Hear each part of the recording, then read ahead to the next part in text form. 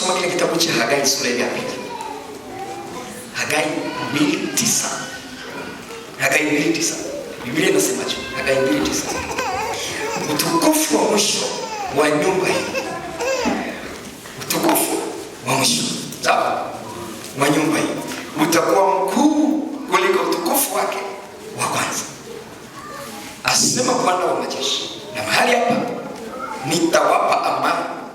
Asema Bwana wa majeshi. Anasema utukufu wa mwisho. Wewe unasema mwisho kama hakuna mwanzo. Sawa? Kama anatuambia kuna kitu kiko mwishoni ambacho Mungu anakiachilia, maana yake kuna kitu pia cha mwanzoni ambacho alikiachilia. Kwa hiyo kile cha mwisho anakiachilia kwa ajili ya mazingira ya mwisho, kukamilisha maono yetu na kile ambacho tulikiandaa. Lakini pia kuna kitu ambacho anakiachilia mwanzoni kwa ajili ya kukabili mazingira ya mwanzoni. Na ndio maana kule mbele anasema utukufu wa mwisho utakuwa mkubwa kuliko ule utukufu wa kwanza. Maana yake hawa watu wakati wanaanza safari, kuna upako ambao Mungu aliwapa mwanzoni, wakautumia kwa ajili ya kutengeneza mazingira ya mwanzoni, wakaendelea na safari yao. Walipokaribia tena mwisho, Mungu akaachilia upako wake mwingine kwa ajili ya kuwasaidia kukamilisha kile alichokuwa amewapa. Kwa hiyo upako wa kwanza ni kwa mazingira yaliyoko mwanzo. Upako wa mwisho ni kwa ajili ya mazingira yaliyoko mwisho. Wewe ukatumia upako wa kwanza kwenye mazingira mwisho, na wewe ukatumia upako wa mwisho kwenye mazingira mwanzo. Ni vitu vile ambavyo vifanani. Kwa hiyo hawa watu anawaambia utukufu wa mwisho, maana yake ni hivi. Kumbe kuna upako ambao Mungu anauachilia mwanzoni mtu anapoanza majira. Mwanzoni mtu anapoanza hatua zake. Mwanzoni mtu anapoanza kutekeleza maono aliyonayo. Mwanzoni mtu anapoanza kutekeleza mipango aliyonayo, Mungu huwa anaachilia upako wake. Na ndio maana wakati Mungu anamwandaa Daudi, kuna mafuta ambayo Mungu alimwagilia Daudi kwa siri. Samueli alienda kwenye familia yao, akaachilia yale mafuta, ule upako ukakaa juu ya Daudi. Lakini ule upako ulikuwa ni kwa kusudi tu la kumweka wakfu, kumtambulisha kwamba mbingu zimemkubali na kumtunza kwa ajili ya kila Mungu alichokiweka, kumlinda asije akaishia njiani kabla hajafikia kwenye kila ambacho Bwana amekipanga. Lakini huko mbele unaona kuna wakati Mungu akamtumia Samueli, akasema leo tutamweka wakfu tena Daudi, akamiminiwa mafuta kwa ajili ya kwenda kukaa kwenye kiti. Sawa? Kwa nini mmoja akamiminiwa mara ya kwanza mafuta? Yalikuwa na kusudi. Hata kwa sisi tunaotumika, amen. Wakati Mungu anakuita, huwa kuna upako wa kimaandalizi unaoweka ndani. Na wengi waliokimbia huwa wanahangaika sana mbele ya safari. Kuna upako ambao Mungu anauachilia mara ya kwanza unapopata tu msukumo wa kumtumikia Mungu.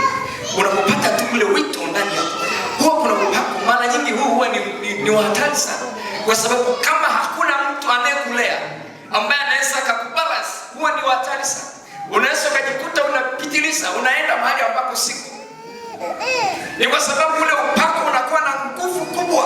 Yaani unaokufanya uone kila kitu unaweza. Sinaweza kufungua kanisa na sinaweza kuhubiri bila hata wao. Sinaweza kufanya kazi. Maana kuna vitu unaona vinaenda, lakini haina maana ya kwamba tayari Mungu ameshakupa ofisi bado. Na wengi wakiwa katika mazingira haya unamuona na kurupuka, huyo anaenda anaanzisha cha kwake. Ni kwa sababu hajui ya kwamba yale ni mafuta ya mwanzo ambayo Mungu ameachilia kwako, yana kusudi. Utaona yanakupa tabu nzuri, unajisikia kufanya kazi, unajisikia kutamani kufundisha kanisani hapo upate nafasi. Haleluya. Ushafika mahali unajisikia kabisa hivi unaanza hata kumkadiria nifundishe huyu Bwana, hata anachofundisha nacho mimi ni kikubwa sana. Alafu uone kama watu wanaelewa kama ni kitu, na uone kama watu wanakupa nafasi. Yaani una kitu kabisa kizuri ndani, ukikaa peke yako unajisikia upako, unajisikia nguvu na tamani wakusanye watu ghafla uanze kuwafundisha neno, lakini upati mazingira. Sipokuwa makini sana nakwambia, fungua kanisa hapa kanisani, si wanakubania Bwana, tengeneza nawe kigenge cha kwako. Haleluya. Haleluya.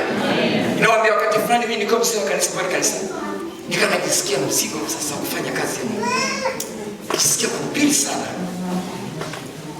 Kwa hiyo nikaamua kutengeneza namna tu ya kuwafikia watu. Nikajipa mwenyewe kazi kwamba usiku nitakuwa nahubiri. Sawa? Nitakuwa nahubiri. Kwa hiyo nikatengeneza mazingira, nikamwambia mchungaji kwamba mchungaji, usiku naomba niwe nahubiri. Maana nitaweka speaker pale, naanza kuhubiria watu kwenye saa 10 usiku. Naanza kuhubiria hata watu wa nje huko wanisikie. Maana huko ndani sipati nafasi. Sawa? Unajua ndio tukajitengenezea kana kako tukakuwa angalau vile vilivyoko moyoni unapata kupumua kidogo, maana unapotoa unasikia kupumua. Ukifika wakati utaitwa tu. Haleluya. Vijana nasema ukihitajika utaitwa. Amen. Kwani ilikuwaje wakati ule wa Daudi? Au ilikuwaje wakati wa Yusufu? Yusufu alikuwa ameswekwa huko mbali na ndugu zake. Lakini time ilipofika yuko gerezani, waliomsahau walimfuata wenyewe. Tena walimfuata vizuri sana mbele ya mfalme. Kwa hiyo ule usiku nikamwambia mchungaji, naomba niwe nafundisha. Akasema okay. Na ile ndio tulikuwa tuna umeme kutoka na shilingi nikawa naona mafuta kabisa. Kwa mchungaji kana nataka wanzili, nikamwambia akasema okay. Uje siku hiyo unapotaka kufanya usiku, uje saa 2 usiku. Naendelea saa 2 na mkuta kuna mzee mwingine wa kanisa. Akasema sasa atahubiri leo usiku. Yaani mishini ni ya kwangu, mafuta ya kwangu. Hubiri mwingine. Basi kabidi tuwe mpole. Nikasema sawa mchungaji. Usiku kweli nikaja wapi pale kanisani, nikawasha generator, nikaweka vyombo safi. Basi nikamwashia mtumishi vyombo, akahubiri injili, mimi nasikilizia tu pale. Huko moyoni ninaumia lakini hakuna namna. Maana nasikia kama kuna vitu vinataka kutoka afu kuna mtu kafunga mlango. Tukaenda, nilikuwa nafanya kila Jumamosi ya kwanza, Jumamosi ya pili. Na mwaga mafuta ya kwangu, yule mzee anakuja anatembelea kwa pepo kangu. Anahubiri, halafu kule nje watu wanamsikia, kumbe kuna mtu ambaye mimi na finance. Ndio bwana unasikia kale kwa baba nipe uvumilivu. Ndio hapo sasa. Maana unaweza ukafanya haraka ukapishana na kitu. Amen. Amen. Kwa hiyo kuna kauwepo Mungu anakaleta kakuwa ndani. Kana kuna pressure kubwa sana ndani. Unaona mafunuo mengi sana wakati mwingine hata kuliko wengine ambao wako mbele yako. Haina maana ya kwamba wewe ndio umeweza sana. Ni kama Mungu amekufungulia namna ya kukutengeneza, kukuandaa kwa ajili ya mbele, bado safari haijafika. Unasikia vitu vingine ambavyo wengine hawasikia hata waliokutangulia. Utaona vitu ambavyo wengine hawaoni wakati mwingine. Mungu anakuandaa mbele. Bado kuna kitu chako ambacho Mungu anataka kukitisha. Kale ni kawingu Mungu amekaachilia kakuandae. Na ndio maana naambia watu, utukufu wangu wa mwisho, maana yake kuna upako wa kwanza ambao Mungu huwa anauachilia mwanzoni. Tunapotaka kuingia Januari, kuna upako ambao Mungu anauachilia Januari kwa ajili ya kutusaidia kutengeneza msingi kwa ajili ya miezi 10